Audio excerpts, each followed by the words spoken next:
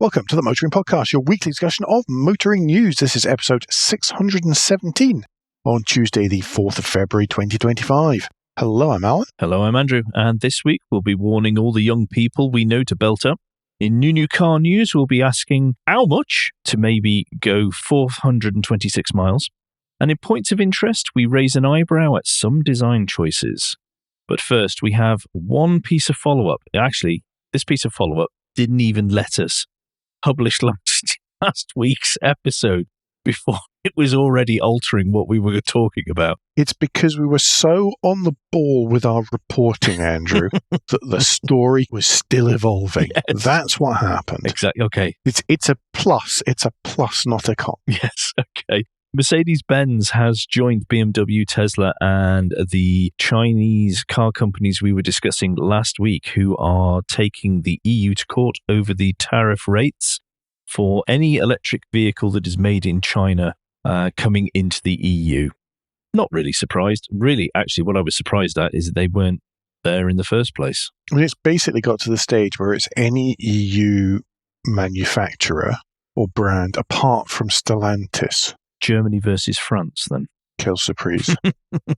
Yes, that basically seems to be it. Or maybe not Volkswagen either. No, I'm surprised. Yeah, not Stellantis. Yeah, not the Volkswagen Group. Yeah, not the Volkswagen Group. Not that we can see in this MSN article anyway. No. But yes, that grouping has expanded. New news this week is also about tariffs. Yay! No. Yay. Yes, the president of the US, Donald Trump, goodness, I hate saying that, wants to introduce additional tariffs, 25% on imports from Canada and Mexico, 10% more on top of any existing tariffs for imports from China. They were meant to come into play today, that's Tuesday the 4th of February, with maybe 2 days of warning. But conversations with the presidents of both Canada and Mexico, the reason we're covering it as opposed to just everyone else is that one thing that's maybe not super appreciated is just how intertwined Canada and the US are when it comes to US vehicle manufacturing and production. Because it took me a while to realize this, but Detroit is right on the Canadian border. The world's only drive-through underwater border is between Detroit on one side of the river and Windsor in Ontario on the other side of the river. And you might think, well, Windsor, that seems familiar. Wasn't that the name of an engine? Well, yes, it was. It was the name of, I think it was a Ford engine that was made in Windsor, Ontario. And essentially, the manufacture of a lot of American vehicles takes place kind of across the border. So engines will be built in Canada and then shipped across and then put into vehicles in America, or entire vehicles are being built in Canada. You know, things like the Ford Edge, for example, was, and I believe still is, I think it's clinging on by its teeth in the Ford range in North America, but it was built in Canada. GM, Stellantis, and Ford all do this back and forth across the border, and stuff goes in and out and in and out. Obviously, in the length of time there's been, in between trashing the rest of the US government, there hasn't really been time for President Trump to be able to hammer out this great business deal that's going to work out how all of the borders work. I mean, it is really worse than Brexit from that point of view. Mm. Just as far as for manufacturers, for everyone, at least there aren't distances involved. It's all very, very close together. But the whole thing is so intertwined. And if stuff generally isn't coming back and forth from Canada, where, by the way, when all this was put up, there basically wasn't a border between Canada and the US. And then along came 9/11, and then suddenly there was a border between Canada and the US. And then along came COVID, and there's even more of a border because they were different in the way they treated the pandemic. And along comes this monkey, and there's an even bigger border. You'd think it was between America and Afghanistan. The other side with Mexico, similar kind of setup. Again, lots of things, lots of vehicles outsourced, built in Mexico. Things like the Mustang Mach-E, for example, was built in Mexico. Many Volkswagen products that are sold in the US, built in Mexico. But there's lots of stuff like that, and lots of component battery and all sorts of bits that go back and forth that are going to be subject to these tariffs. I mean, right at the minute, they're being held off for a month before being introduced. Do we think they'll ever actually be introduced?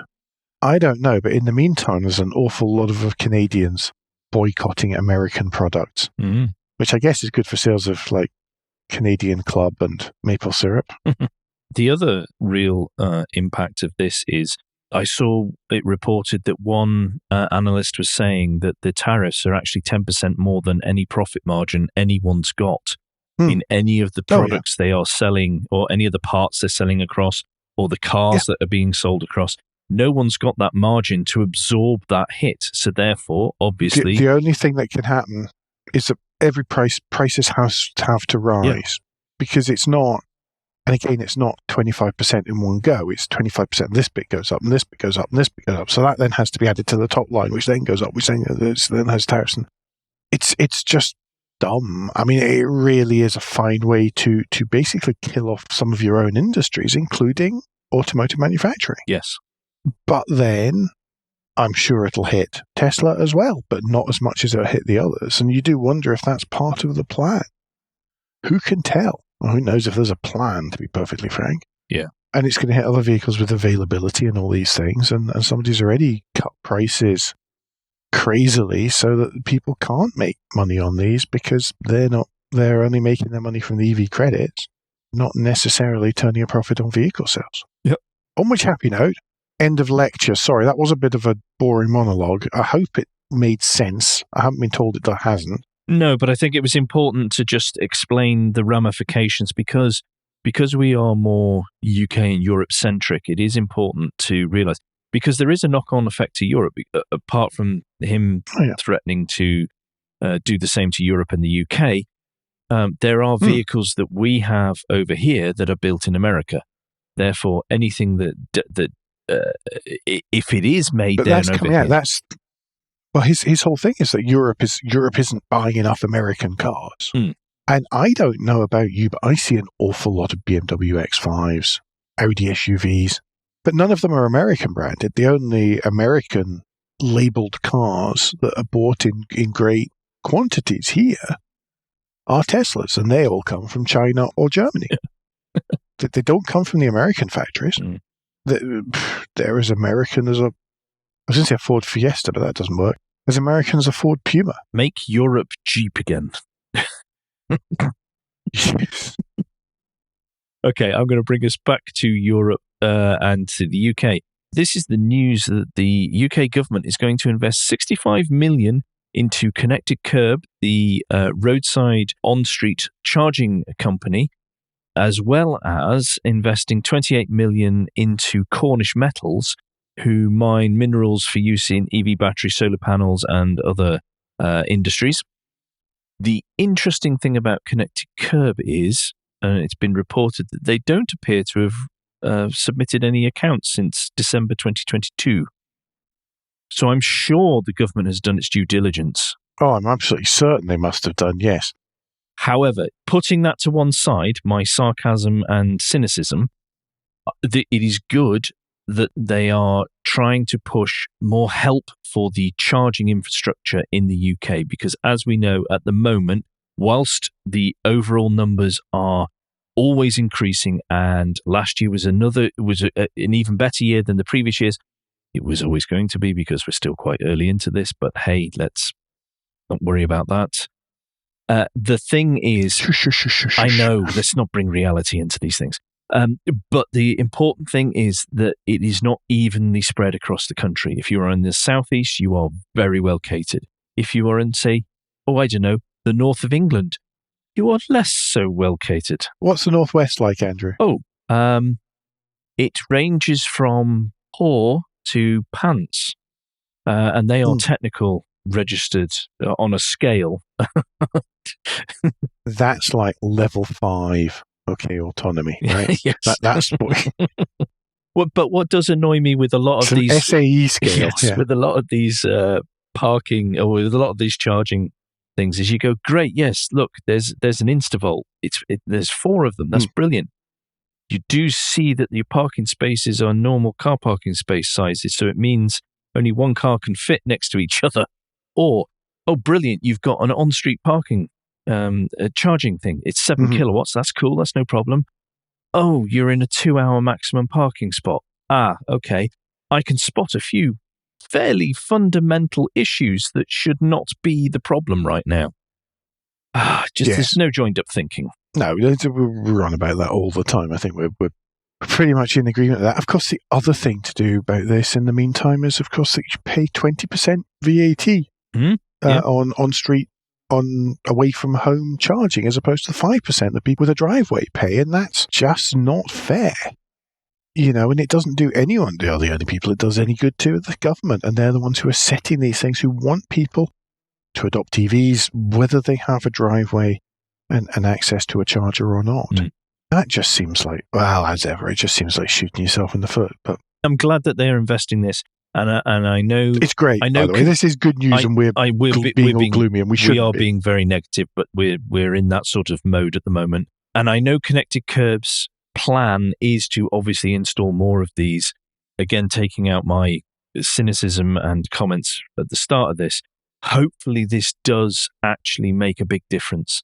Hopefully, we do get to see more on-street parking chargers set up and installed, and it's quicker, and it helps the people who cannot access off-street parking.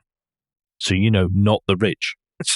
Just to re-emphasize that, it has already installed 10,000 chargers across the UK. So they have done stuff. They're not sort of like, oh, well, we've got this potential plan to do it, and they've not done a BT and done one charger and then gone, nah. Yeah, it's a bit tricky. Let's not do that. Yeah, no, it's a bit hard. This one has been very difficult. Yeah. Let's move on. Speaking of moving on, that wasn't an intended segue, but it seems that that's what we've done. JLR. JLR's profits have dropped despite a record Q3 revenue. Foreign exchange revaluations have hit the numbers, it seems, but really the numbers are still pretty good.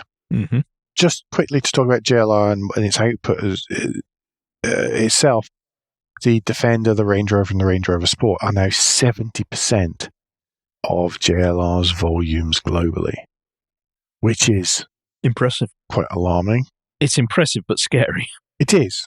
As a result, they have reported £523 million of profit before tax and any exceptional items, it says, and £375 million of profit after tax. And that was just between October and the end of December. Now, that was down compared to the same period in 2023, where it was £627 million before and £592 million after tax.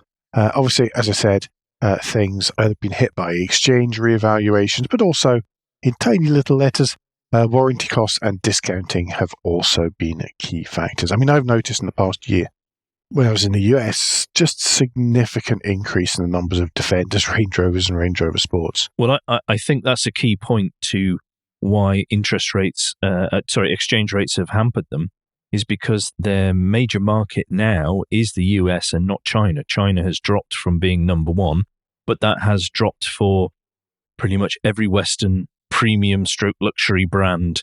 It's back to America being the shining light, or at least it was. I mean, the pound against the dollar is awful at the moment as well. So I know it's good. Sorry, says man bringing money from the US to UK. Yes. But what is great to see is how they did have a record revenue for a 10-year high on earnings before interest and tax. So that is really good to see from JLR, because we want some positive stories about JLR, to be honest. We do. Hey, we managed to get through that without turning it all negative. Well done, us.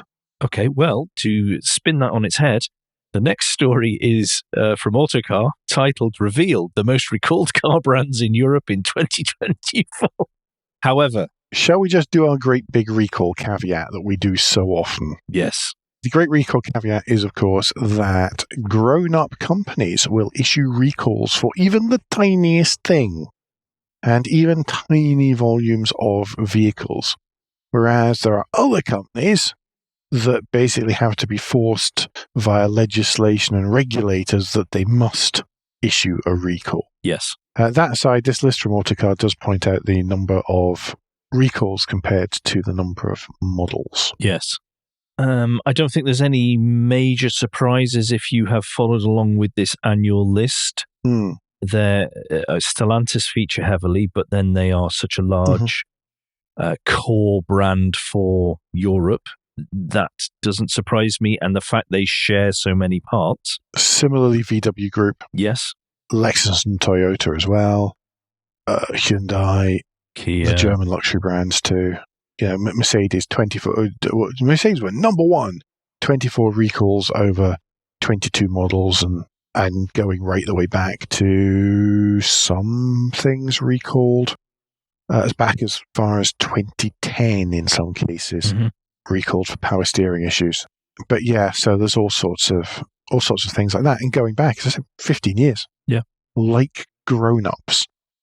Actually, to me, this is one of those things which gives me a bias and a measure of how much I actually trust a company to stand by its product. Yeah, I think it depends on what the issues are as well. There's a little bit of, you've got to really look at it with context. You can't just say, well, it was 12 recalls. As I said, your stickers upside down on 6 vehicles is not the same as pumps exhaust systems. Cost hundreds of thousands, exhaust systems, and cost 58,000 or something. Yeah. Do check out the list. This isn't the list of the week, but do check out the list just in case your vehicle is covered by this. And then if it is, do get in touch with your local dealer if you haven't been contacted already. And it should be possible to look up your vehicle. There is a government website. Looking up your vehicle and seeing if it is subject to a recall. Okay. Next up, Aston Martin, Newport Pagnell. The article we've got linked in the show notes here is a BBC one that explains all about Aston Martin and who they are, and I don't really think that that's necessary for a motoring podcast audience. No, but this is the Aston Martin Heritage Trust, though. The important part of this really isn't that it's Aston Martin, but it's as you've just said, the Aston Martin Heritage Trust. And back in 2021, Milton Keynes City Council gave them some land in Newport Pagnell so that they could build a museum dedicated to Aston Martin. 4 years down the line, 3 and a bit years down the line, Aston Martin Heritage Trust hasn't been able to find any sort of commercial partner for the project. And so instead of a physical museum, they're considering an online virtual museum instead, just because they don't have the wherewithal, they don't have the money to be able to build and then run a resource like that. Newport Pagnell Town Council is disappointed. They said that they'd anticipated that this development would be a significant boost to our local economy, and we invested a huge amount of work in removing every barrier in the way of it coming forward. On the other hand, let's look at it from a positive light here. On the other hand, it's much better that they put a close to the idea now than when they're halfway through building it. Yeah. And it is a shame. Absolutely.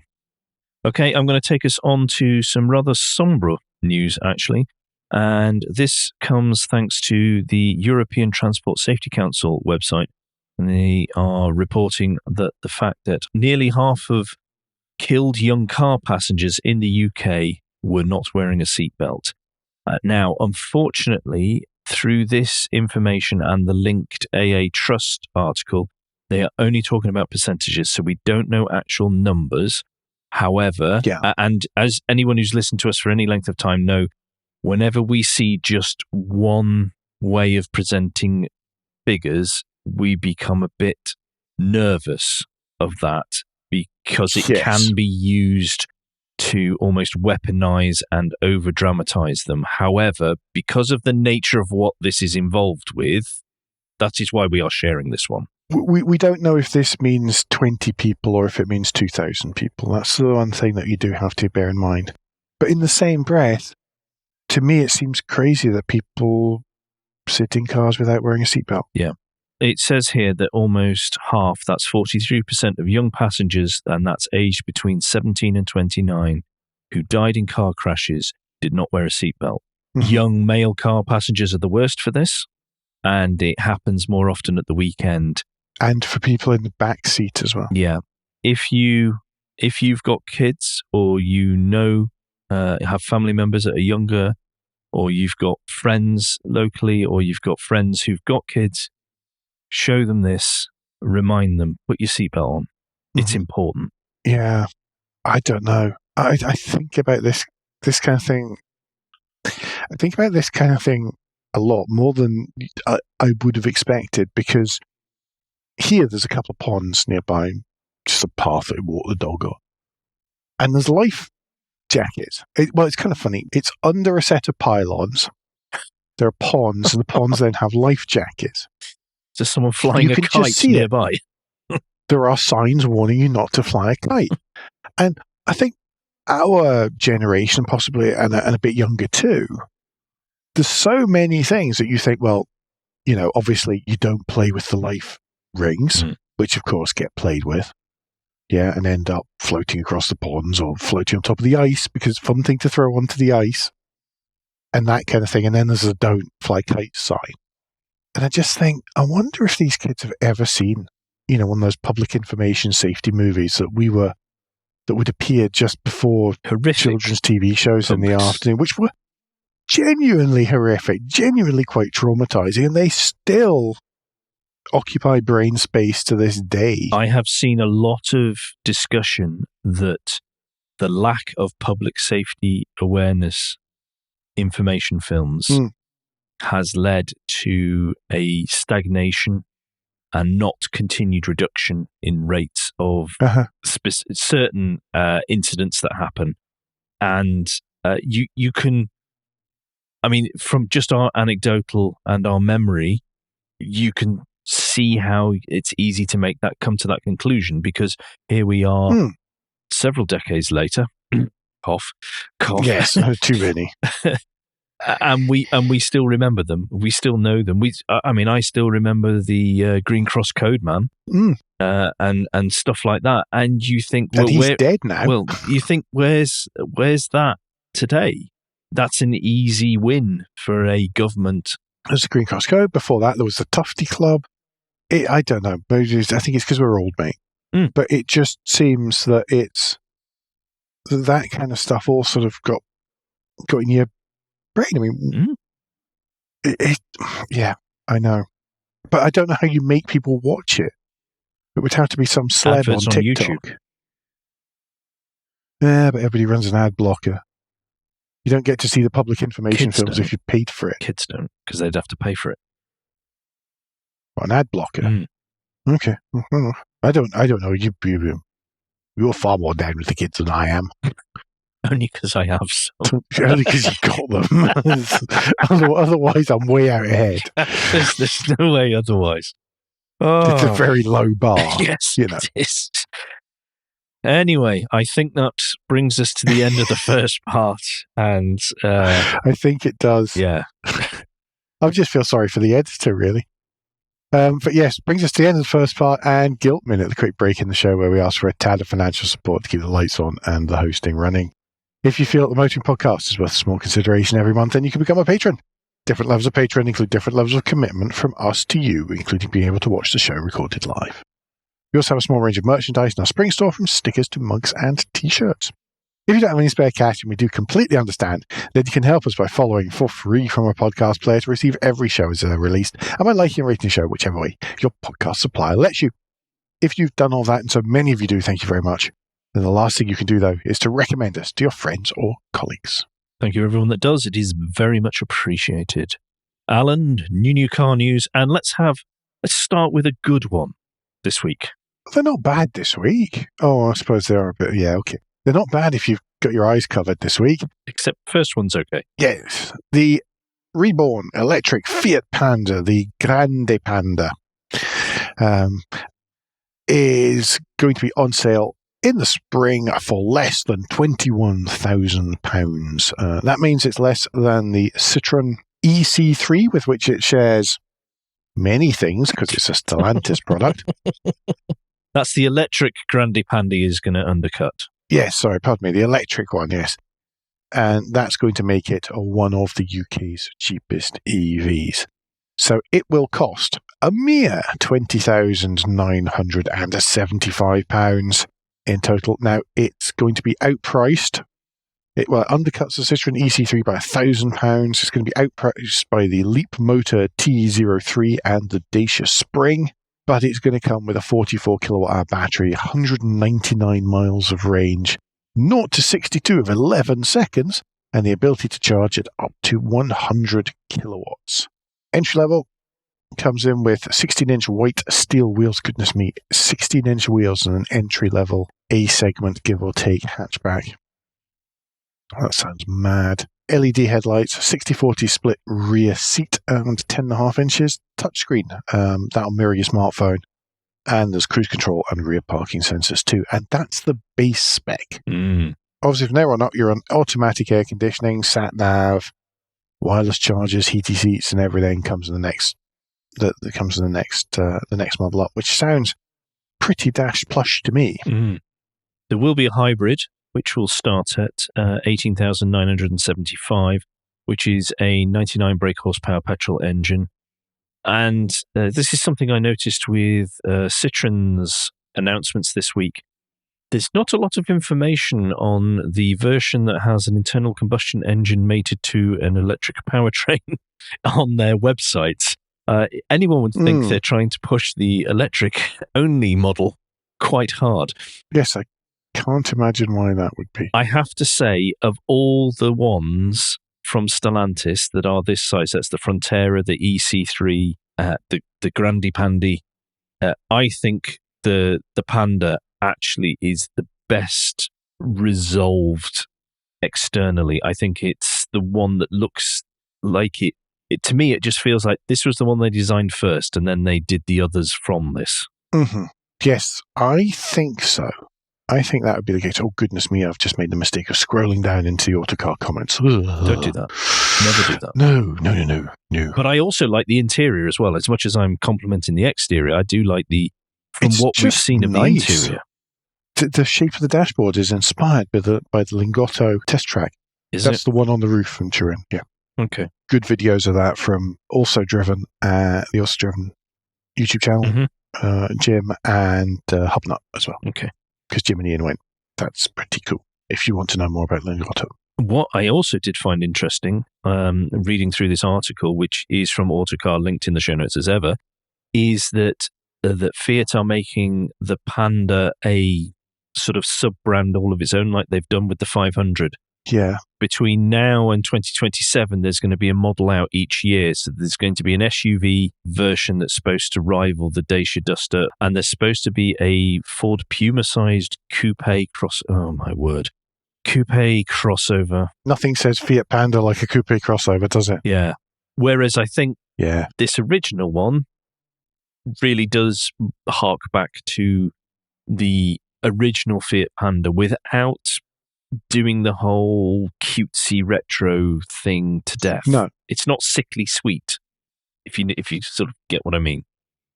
Yeah. No, I think it's cool. And even people who are Panda fanboys seem to like this as well. Okay, well, that's good. Okay, well, then I'm going to take us to BMW and something that isn't actually that attractive, even though it has apparently had a facelift, and that's the iX, which is their flagship EV SUV behemoth. If this is the flagship, what's the point of the XM then? Flagship. Well, it's the EV one. Sorry. Isn't it? The iX is the EV. Yes. I thought the XM was an EV as well. Is it? Oh. I don't know. I try not to pay too much attention to the XM because then I have to look at it. Well, yes, and it's bad enough we're having to look at the iX. I mean, this thing... These ones aren't bad. No, I've seen this on the road. It's enormous. No. The colour of the spec in the photos, press photos here, is as far as the iX goes, quite attractive. Whenever you see them in benefit in kind white, they are horrific. Okay, they are really bad. There was a big lease deal on them earlier towards the third quarter of last year in North America. And so all of a sudden, these white ones that had been ordered by dealers appeared everywhere at ridiculously low rates, like $500 a month and stuff over 3 years.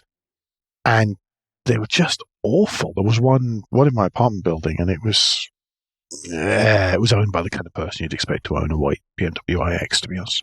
I mean, whilst the colour is a good colour, it still doesn't do enough to hide the fact that it's bloated, huge.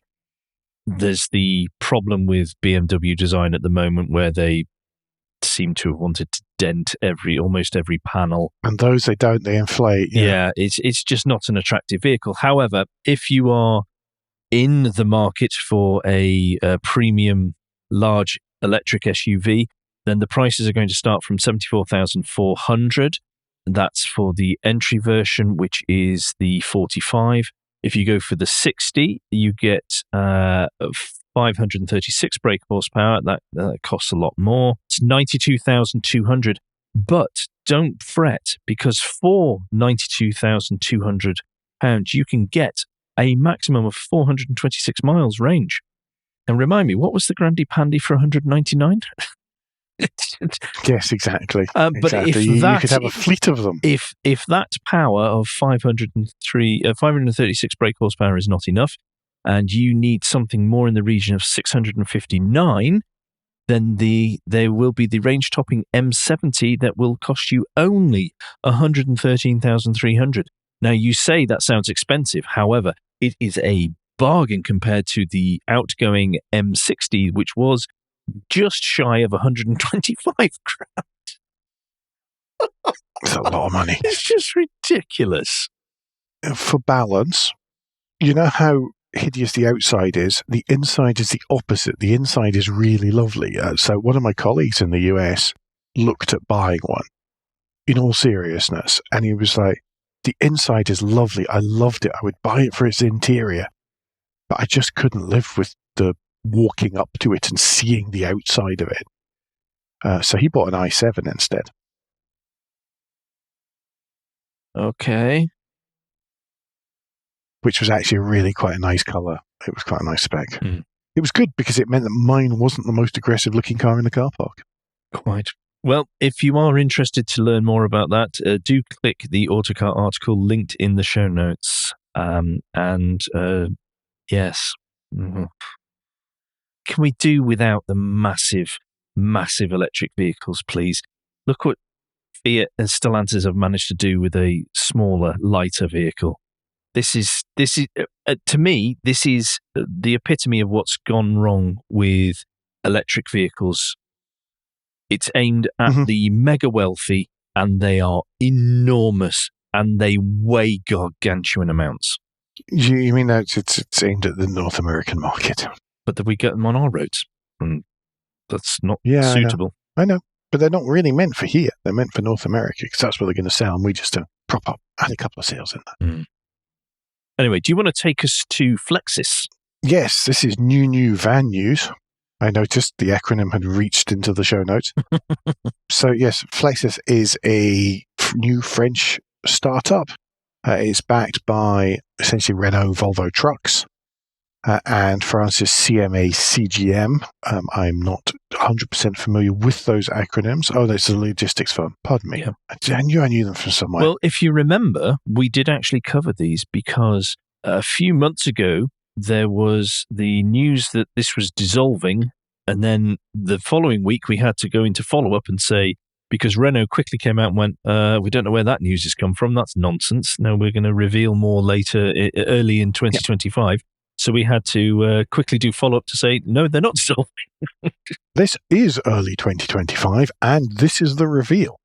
The three vans they've got, one of which is a sort of step-in van, about the same size as a Renault Kangoo, which is about with the roofline of a Traffic, so that's the next segment up. The next one's a panel van. That's more like a small transit. And the large one is at the top of the range is the cargo van, which is, of course, much bigger. I think it's like a European Rivian Amazon delivery van. Yeah, basically. It's much bigger. You're not going to be able to take it into multi-stories or underground car parks or that kind of thing.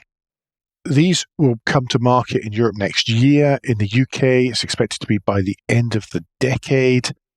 They're all based on a shared skateboard-style platform. which has been designed to have a really low floor to minimize the height that you have to step up to get loads into, to maximize the interior layout, whilst also being packed with batteries, making for longer driving ranges. I think they're a little trio of handsome vans, to be honest. Yeah, they look perfectly fine. They look like they've been thought about. Things I would comment on is the 279-mile range in urban environments. That's a lot. But as we know with existing commercial vehicles, how that pans out is not always what is printed in the spec sheet. Yes. Because it is very dependent on weights, operating conditions, whether they go back to a central hub, all those other elements which make up using a light commercial vehicle, which is what is hampering the EV uptake, van uptake in the UK, is very, very few fit the needs of what companies and individuals require them to do. Mm-hmm. And that costs people money, so therefore they do not transition. Yes, exactly. Renault is hoping that Flexis and the van range will become the Tesla of the commercial vehicle. I think. Unfortunate. I do hope not. Unfortunate aim. Yes. In the current climate. Yeah, everybody wants to be the Tesla of, the Google of, or the Amazon of. Yes.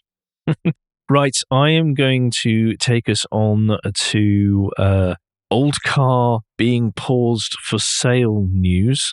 That is that Genesis is going to... It's not that old. Well, older than... Well, it's not new either, so it's somewhere. Okay. Genesis, existing car. Yes, Genesis is going to pause the sale of pure internal combustion engine vehicles in the UK for now. They will be, for the foreseeable future, an electric-only brand. There is hybrids coming, but they are not imminent. It's looking 2026, 2027 before they arrive. And who knows by then what the rules will be in terms of hybrids. I'm ignoring the tax rules, which are changing towards the end of the decade. And this is purely the zero-emission vehicle mandate rules. Worth mentioning that they can build, or that the G70 shooting brake, GV70 SUV, the G70 saloon, the GV80 SUV with internal combustion engines can be bought from stock. Yeah. And there should be enough in stock to ensure they remain available until the summertime. Yes. If you're interested in one of those, hurry. They are good cars. We like them. Yeah, we like them. GV60 is a nice wee car too. The electric, the all-electric. Last bit of new-ish car news is old car dead news, and that is Lexus dropping the LS from its lineup after 35 years on sale here in the UK. The Lexus launched with the LS in 1990, but over the years the percentage of LSs that are being sold and the sheer numbers of them being sold has dwindled and dwindled and dwindled. The current generation, they've sold 39 since the start of the 2020s. I didn't actually think it was still on sale.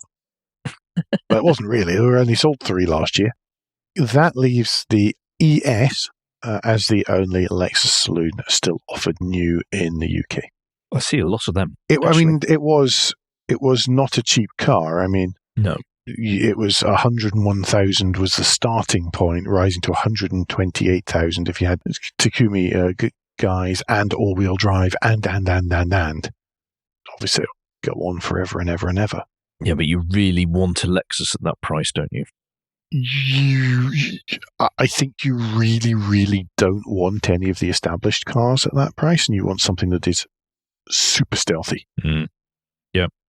I was watching a Doc Martin, old rerun of Doc Martin the other night, and I was amazed that a country doctor down in the West Country would decide to have a Lexus LS as their runabout on Cornish, and it's Cornwall, isn't it? Not Devon. Yeah, they're in Cornwall. On small Cornish roads, it looked quite large. Right, so we're going to move on to points of interest, and we'll start with the lunchtime read. And this week, we are going to have a bit of a history lesson. And it comes from the well-known outlet, Motorway Services Online. And it is the history of Lancaster (Fortin) services. And, well, this is one of the more iconic service stations in the UK. It is the most iconic service station in the UK. It is especially visually. Yes.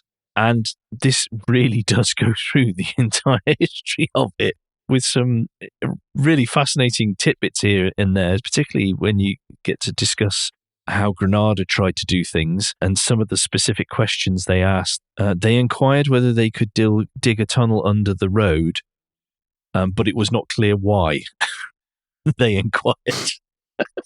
This really does. I know it's stuff, but it's fascinating stuff. And then if that is not enough, Phil, for your service station needs, there is obviously more to peruse on this website. Is this website new to you?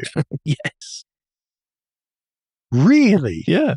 It's fantastic. I thought we'd used them for a lunchtime read before. Loads of. If you're ever curious about where motorway service stations in the UK got their names from, what they're meant to be like, where they were meant to be, all of these things, motorwayservices.uk is the website of Motorway Services Online. It's really, really, it can take you right down a rabbit hole, and you can sit and look. You can search by motorway, by facility, by ratings, by all sorts of stuff. It's a fantastic resource.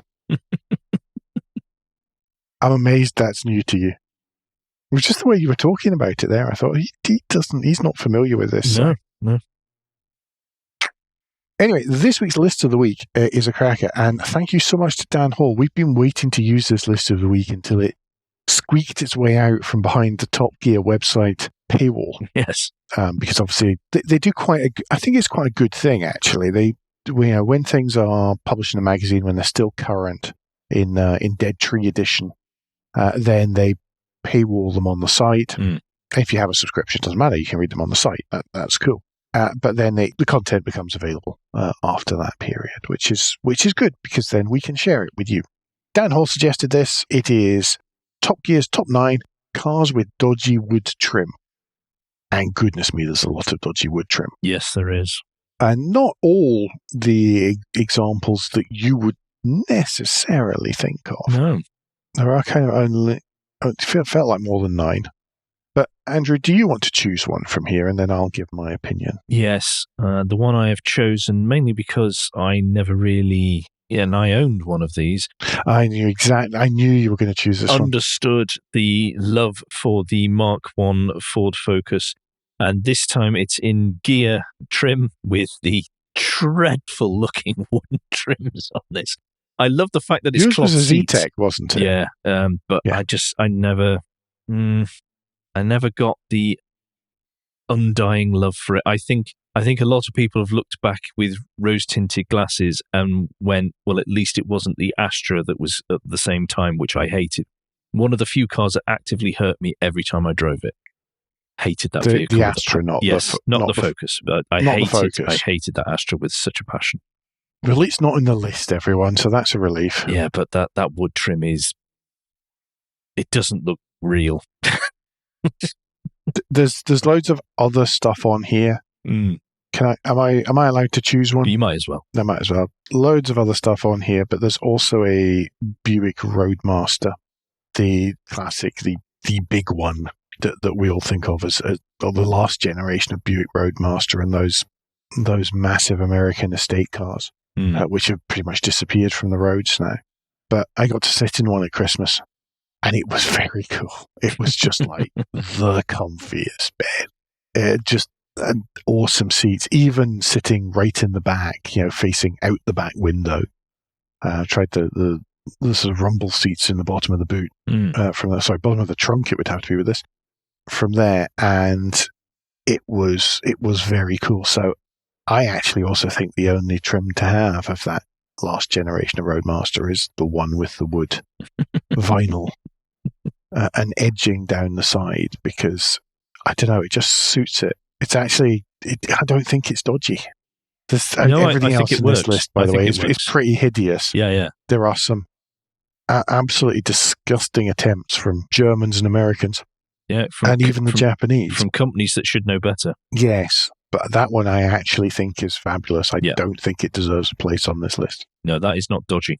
Andrew, that brings us, kicking and screaming, to this week's And Finally. Yeah, and it comes from Haggerty, and the title is 50 Years Ago, Gone in 60 Seconds, Broke All the Rules, and 93 Cars. And this is all about the history of how Gone in 60 Seconds, the original, not the 90s, was it 90s or early 2000s? Yes. Anyway, the more recent one with Nicolas Cage. The Nicolas Cage it's not that reboot. one. But it also goes on to explain how so many movies following this owe a lot to them, owe a lot to the chap who basically came up with the idea, funded it, filmed it, starred in it, directed it, promoted it, and how so many other car chases and the way that they were filmed and shot owe so much to this original movie. And I think that's fascinating. And obviously, it's cars from the 70s being thrown around and destroyed all before CGI became a thing. And it's just fabulous. I've seen clips. It became possible, let alone a thing. Yeah. I've never watched the whole thing, but I've seen clips of it, and it does look mad as a box of frogs.